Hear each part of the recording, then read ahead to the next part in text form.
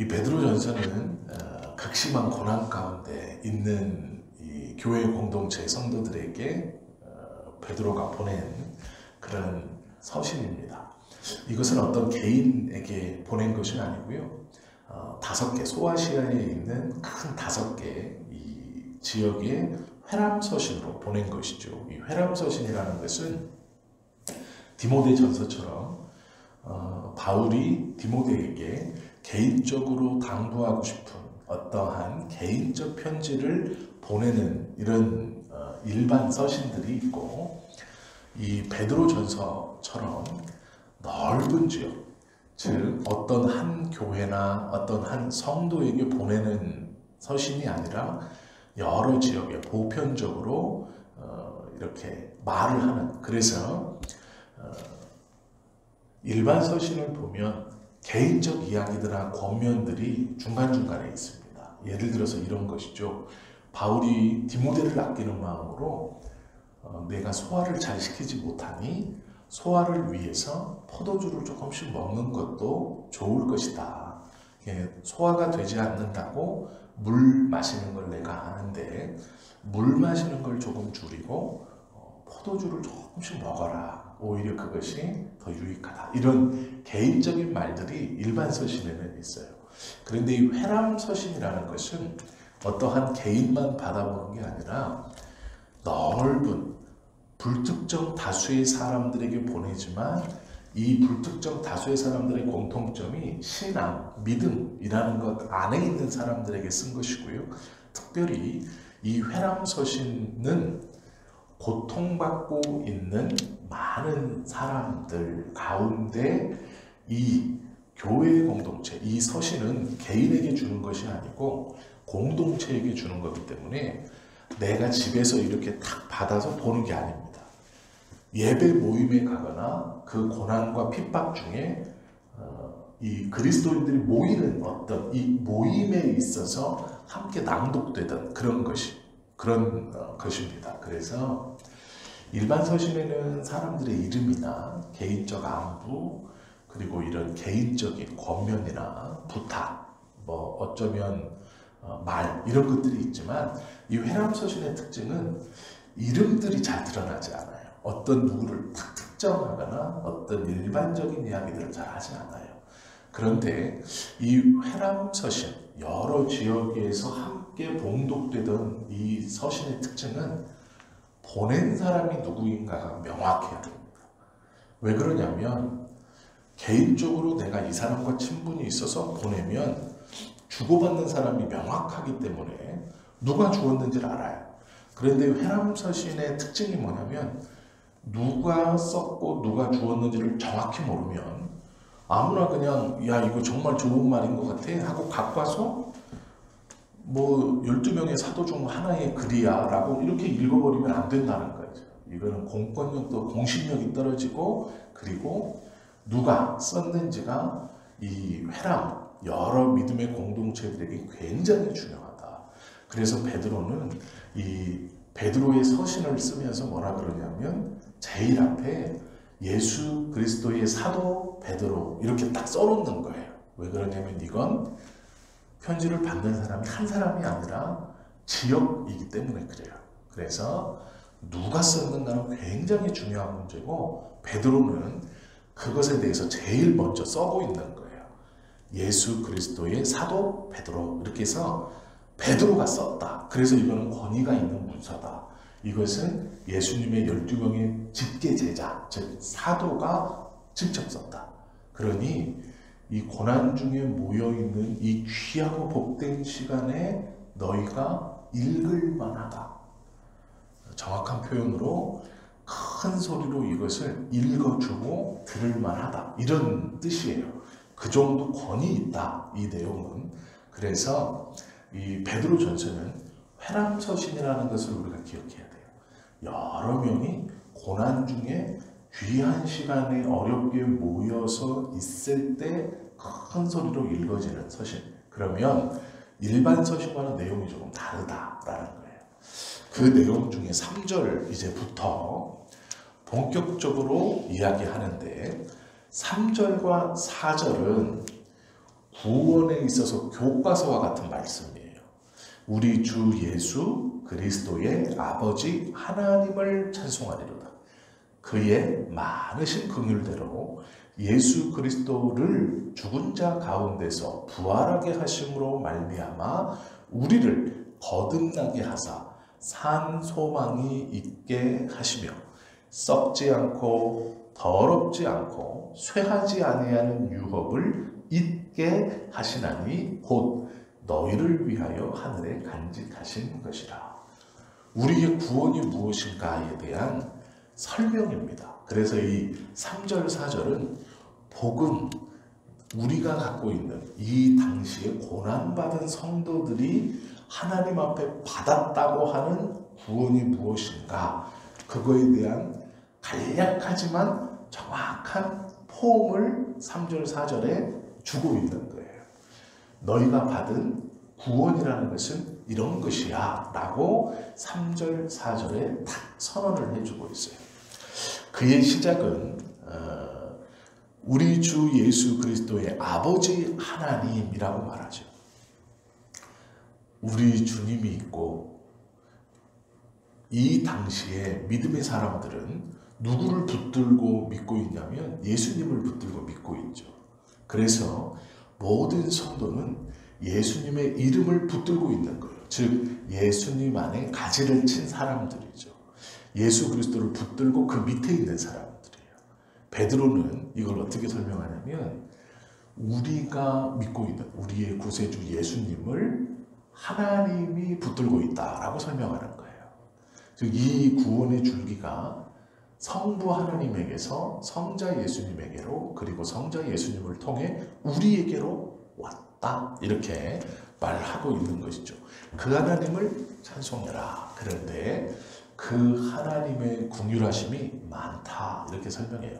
많으신 긍휼대로라는 거예요. 긍휼이라는 것은 불쌍히 여기는 마음인데 그 불쌍히 여기는 마음이 많으시다, 이렇게 표현하고 있죠. 긍휼이라는 마음의 정확한 뜻은요, 마음으로 뜨겁고 안타깝게 여긴다, 이런 뜻이에요.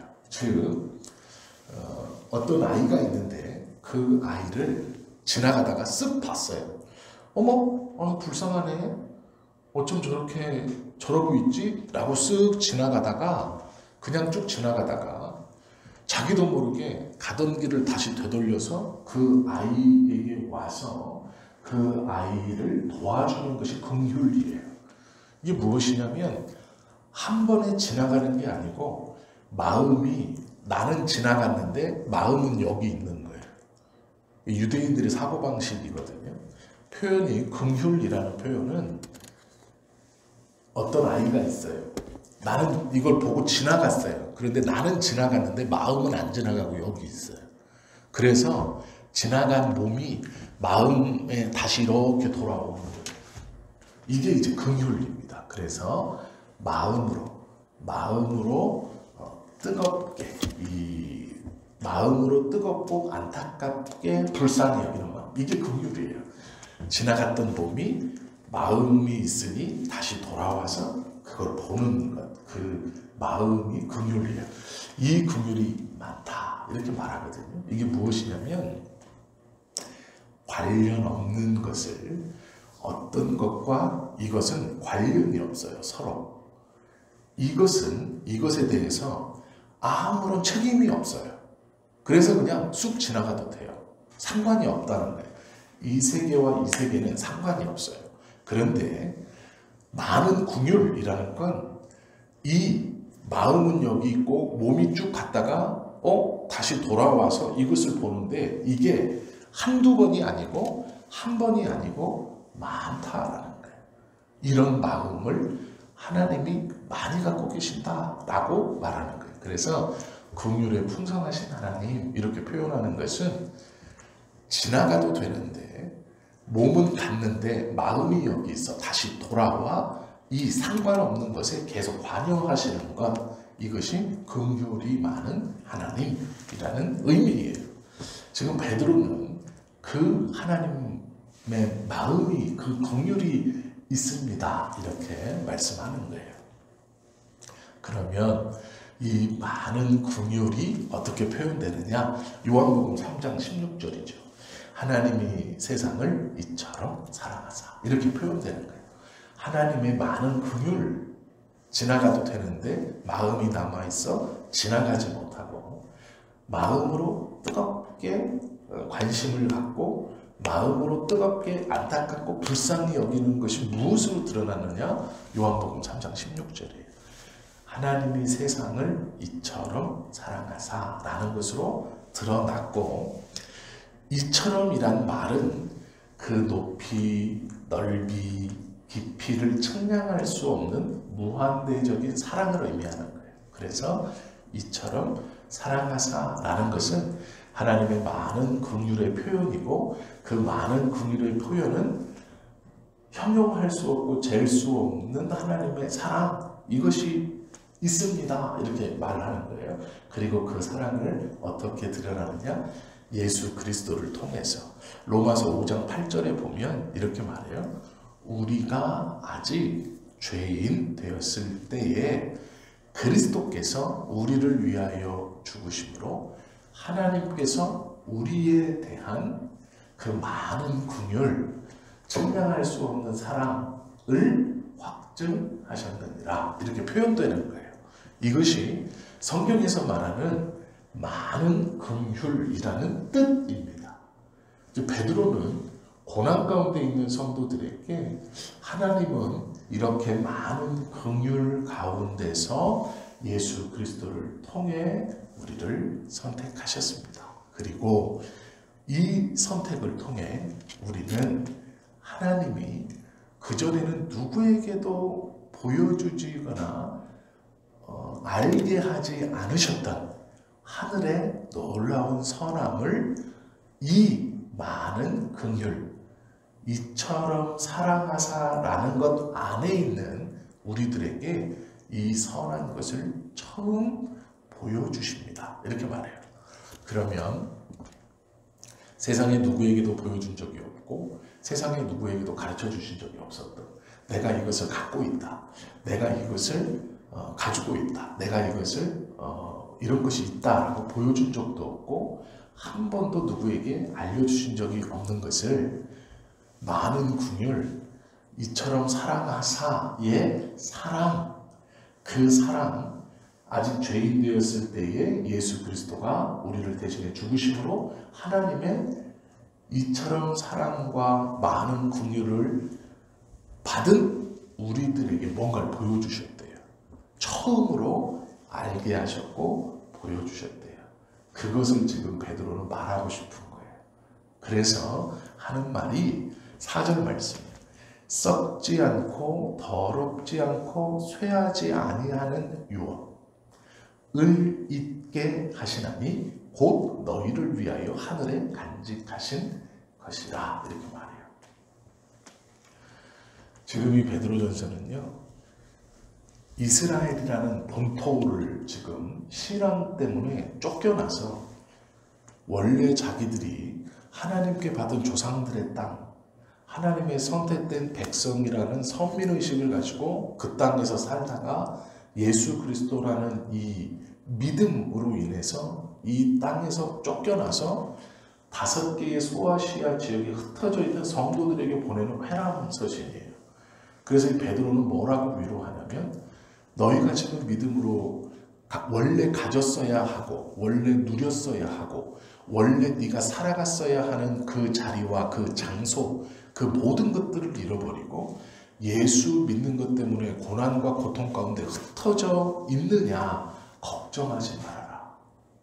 하나님의 많은 긍휼하심으로 그 고향에서 쫓겨나 울며 쫓겨나 지금 이 낯선 곳에서 신앙 아래 고통과 핍박 가운데 살고 있는 너희들에게 하나님이 썩어지지도 않고 없어지지도 않고 더럽혀지지도 않고 쇠하지도 닳지도 않는 그러한 놀라운 것을 너희에게 주셨는데, 이것은 다시 주시는 유업이에요. 이스라엘 사람들에게 예루살렘 땅이 하나님이 주신 유업이었거든요. 그런데 지금 베드로는 뭐라고 그랬냐면, 믿음으로 이 땅에서 쫓겨나 떠돌이며 나그네 생활을 하는 너희들에게 이것과는 비교할 수 없는 놀라운 새로운 유업을 주신 것이다. 이렇게 말해요. 그래서 원래 내가 가지고 있었던 것을 다 잃어버리고 눈물로 쫓겨와서 이곳에서 신앙생활하는 너희들에게 하나님이 그리스도를 통해 너희들이 쫓겨나갔던 원인, 그 원인인 예수 그리스도를 통해 새로운 유업을 주실 것인데 그 유업이 얼마나 좋은 것인지 아느냐? 이 유업은 예전에 어떤 사람에게도 보여주시거나 알게 하신 것이 아니고 오직 너희들에게만 주신 것이다. 이렇게 말하면서요. 5절 보세요. 너희는 말세에 나타나기로 예비하신 구원을 얻기 위하여 믿음으로 말미암아 하나님의 능력으로 보호하심을 받았느니라. 쫓겨난 것이 다 잃은 것이라고 생각했는데 그것이 아니고 보호하심을 받았다라고 말하는 거예요. 오히려 과거의 유업에서 나온 것, 즉 예루살렘에서 나온 것, 그 하나님께서 주신 땅, 이 내가 원래 유업이라고 생각했던 이 눈에 보이는 이 땅의 유업에서 쫓겨나온 것은 오히려 하나님의 은혜이고 더 큰 유업을 갖게 하시려고 하신 것이다. 이렇게 말해요. 그러면 6절이에요. 그러므로 너희가 이제 여러 가지 시험으로 말미암아 잠깐 근심하게 되지 않을 수 없으나 오히려 크게 기뻐하는 도다. 이렇게 말할 수 있는 거예요. 이 3절부터 6절의 해석을 잘못하면 7절부터 말씀이 다 틀어져 버려요. 이렇게 원래 뜻대로 안 들어와요, 이게. 그래서 3절부터 6절 말씀을 왜 베드로가 3절, 4절에서 복음이 무엇인지 5절, 6절에서는 이 복음으로 예비해 두신 이스라엘, 하나님께서 선택한 진짜 이스라엘, 예수 믿어 원래 있었던 이 눈에 보이는 땅에서 고통 가운데 쫓겨나 우리는 이제 아무것도 없다고 낙심하고 핍박 가운데 있는 그들에게 진짜를 주시기 위해서 지금은 너희가 잠깐 고난당하고 수고하고 근심하지만 걱정하지 말아라. 오히려 이 썩지도 않고 변치도 않고 쇠하지도 않는 유업을 너희에게 주실 것이니 오히려 기뻐하라. 이렇게 위로하고 있는 거예요. 그래서 6절의 말씀까지 보면 많은 긍휼로 너희들을 지키실 뿐 아니라 그리스도를 통해서 너희에게 한 유업을 주시는데 이 유업은 그 전에 누구에게도 알려주신 적이 없고 누구에게도 보여주신 적이 없는 놀라운 것이다. 하늘의 산 소망이라고 말하는 놀라운 것인데 이것을 너희들이 유업으로 받을 것이니까 지금 잠깐 당하는 고통과 수고로움과 아픔은 오히려 나중에 기쁨이 된다. 이렇게 말하고 있는 거예요. 이것은 굉장한 위로가 되는 말씀입니다. 하나님께서 지금 이렇게 살고 있는, 믿음 안에서 살아가고 있는 이 흩어져 살고 있는 나그네와 같은 이들에게 지금 베드로는요, 위로를 먼저 전하고 있는 거예요. 괜찮다. 너무 슬퍼하지 않아도 된다. 너무 낙심하지 않아도 된다. 너무 고통 가운데 있지 않아도 된다. 하나님께서 이 놀라운 것을 주시려고 지금 우리로 잠깐 근심케 하시는 것이다. 그러니 7절 보세요. 너희의 믿음의 확실함은 불로 연단하여도 없어질 금보다 더 귀하여 예수 그리스도께서 나타나실 때에 칭찬과 영광과 존귀를 얻게 할 것이다. 이렇게 위로하는 거예요. 믿음을 지켜라. 괜찮다라고 말하는 것이죠.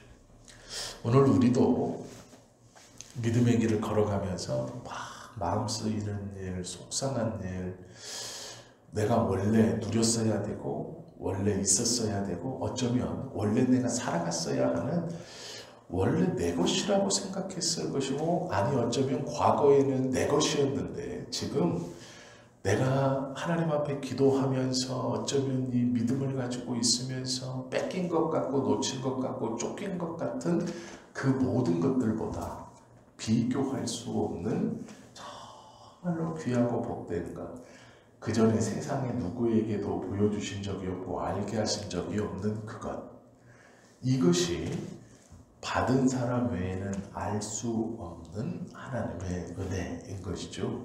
이것을 우리에게 주셔서 우리로 지금 잠깐 힘들고 어렵고 수고하고 고민스럽고 고통스러울 순 있으나 오히려 기뻐해야 되는 그것을 우리에게 유업으로 주셨다라는 거예요. 그래서 이 고통을 잘 인내하고 붙드는 자는 7절의 말씀처럼 하나님의 이 영광, 하나님께서 예수 그리스도를 통해 보여줄 칭찬과 영광과 존귀를 얻게 할 것이다 라고 말씀하고 계신 것이죠. 이것이 이 베드로전서를 처음 받으며 고통 중에 고향을 떠나 전혀 낯선 곳에서 믿음으로 모여 예배하고 있는 그 성도들에게 이 베드로의 회람서신의 큰 선언은 말할 수 없는 위로와 말할 수 없는 기쁨과 말할 수 없는 감사가 되는 것이죠. 우리도 하나님의 말씀으로 이것을 받으면 하나님께서 베풀어 주시는 놀랍고 귀한 은혜를 오늘도 이 하나님의 은혜의 계획 안에 우리가 누리며 살아갈 수 있다라는 것을 기억하실 수 있어야 됩니다. 그래서 우리가 결국은 7절의 말씀처럼 칭찬과 영광과 존귀를 얻게 될 것이다 라는 것이죠. 특별히 이 아침에 기도하는 우리들에게 하나님의 이런 은혜가 넘칠 것을 믿고 오늘 하루도 감사하시면서 살아가는 우리 모두가 될 수 있기를 예수님의 이름으로 축원합니다. 기도드립니다.